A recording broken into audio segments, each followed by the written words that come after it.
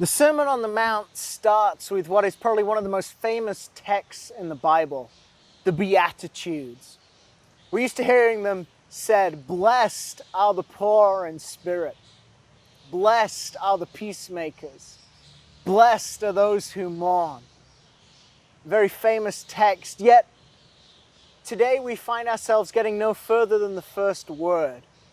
A word that is rife with translation issues and understanding, and yet is key for us knowing what the Sermon on the Mount is trying to say to us. This is the Sermon on the Mount and understanding the word Makarios. The Sermon on the Mount begins with one of the most iconic passages in the Bible, the Beatitudes. In the Beatitudes, we find much of the language that will define the sermon.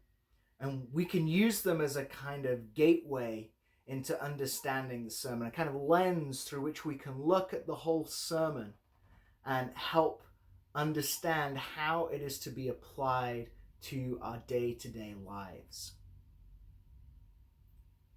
However, we run into a problem as soon as we hit the very first word, which in Greek is Makarios. Now, the problem with the word Makarios is this: it has no direct English translation. So every time we've looked at it in an English translation, we've never actually quite got the sense of the word. And in fact, our English translations disagree on what the best word for it is. Many English translations use the word blessed.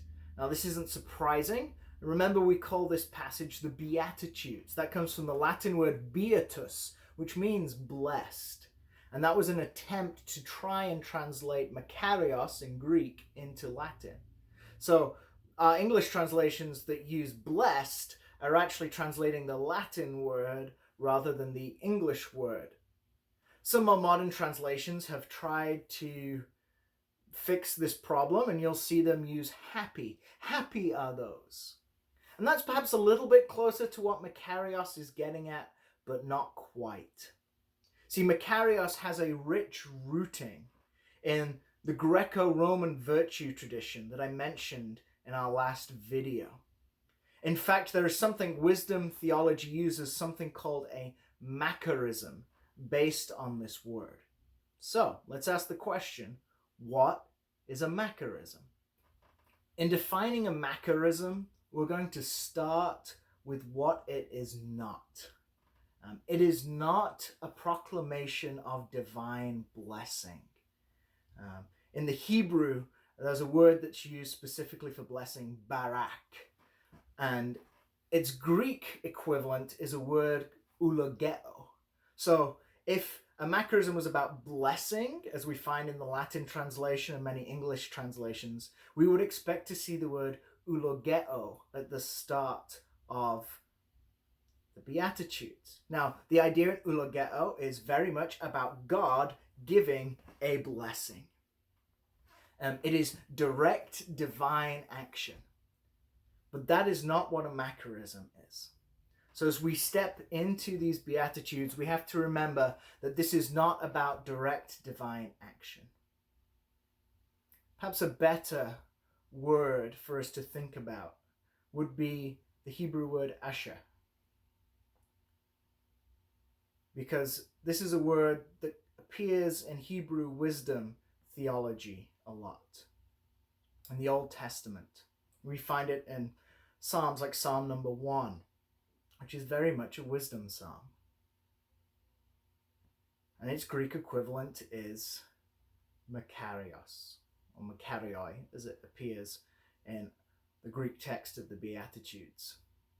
And these words come out of a wisdom tradition that is about reflecting on God. And what does it mean to flourish as the people of God? What does it mean to flourish in the divine will? What does it mean to live a life that is flourishing? And I use that word quite specifically because there's a Bible scholar by the name of Jonathan Pennington who argues that this is actually the best translation for Makarios, flourishing.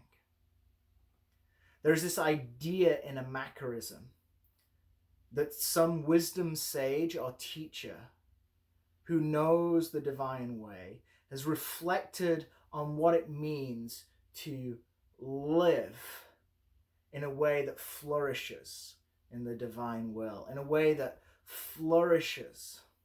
Remember that. And so a Makarism becomes a statement made by a wisdom sage in which they are giving kind of tips for life and living. They're not commands, and they're not quid pro quos. If you do this, then this. That's not what they are. They're not commands, they're not orders, they're not direct, if this happens, then this will result. It's more an invitation into a way of living. It's an invitation into a way of thriving. This is what a Makarism is. It's an invitation to a way of living. By starting off with Makarios, Jesus is saying, I want to invite you into this way of living because I want you to flourish. An invitation to flourish. That is how the Sermon on the Mount begins. And so I pray as we go through these studies, you will lean into that invitation and you will seek what it means for you to flourish in Jesus and in the kingdom of God.